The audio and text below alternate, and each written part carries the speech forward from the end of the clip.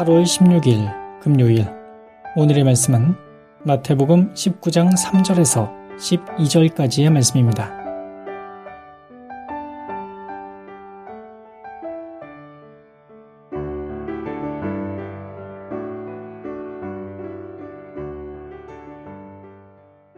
바리사이파 사람들이 와서 예수의 속을 떠보려고 무엇이든지 이유가 닿기만 하면 남편이 아내를 버려도 좋습니까? 하고 물었다. 그러자 예수께서는 처음부터 창조주께서 사람을 남자와 여자로 만드셨다는 것과 또 그러므로 남자는 부모를 떠나 제 아내와 합하여 한 몸을 이루리라고 하신 말씀을 아직 읽어보지 못하였느냐? 따라서 그들은 이제 둘이 아니라 한 몸이다. 그러니 하느님께서 짝지어 주신 것을 사람이 갈라놓아서는 안 된다 하고 대답하셨다. 그들은 다시 모세는 아내를 버리려고 할 때에는 이혼장을 써주라고 했으니 그것은 무슨 까닭입니까? 하고 물었다. 예수께서는 모세는 너희의 마음이 굳을 대로 굳어져서 아내와 이혼을 해도 좋다고 하였지만 처음부터 그랬던 것은 아니다.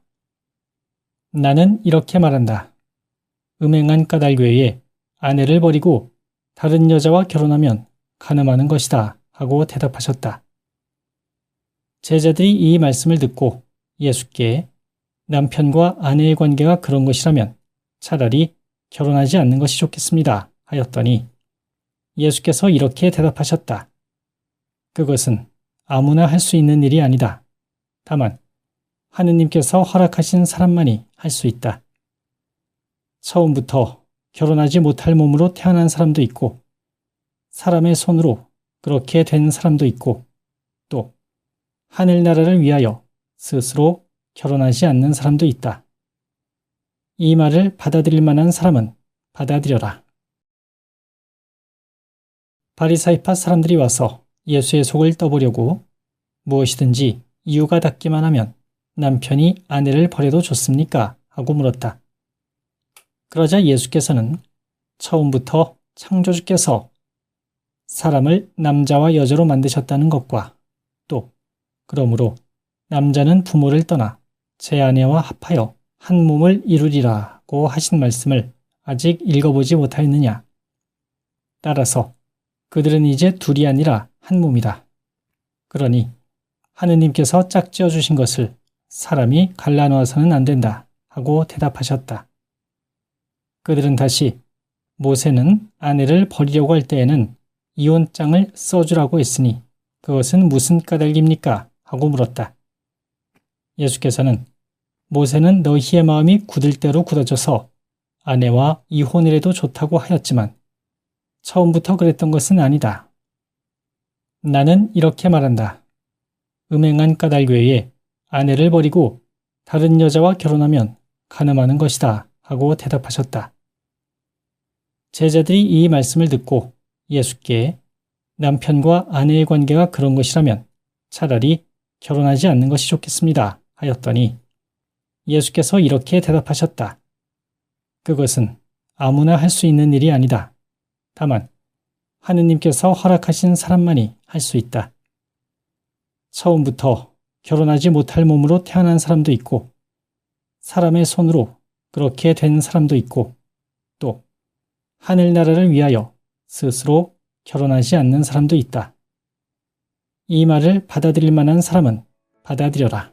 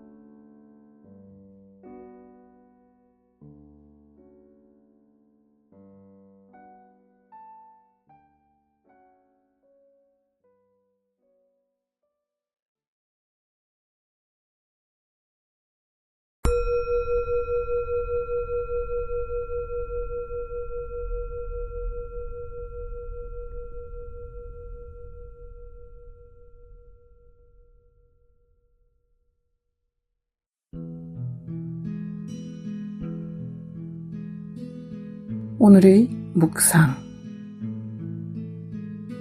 결혼 서약 갱신.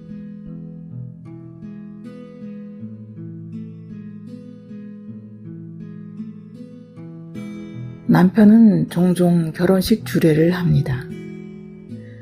주례를 하기 전 예비 부부를 만나 이야기를 나누고 여러 날 두 사람을 위해 기도하면서 부모의 마음으로 주례사를 씁니다.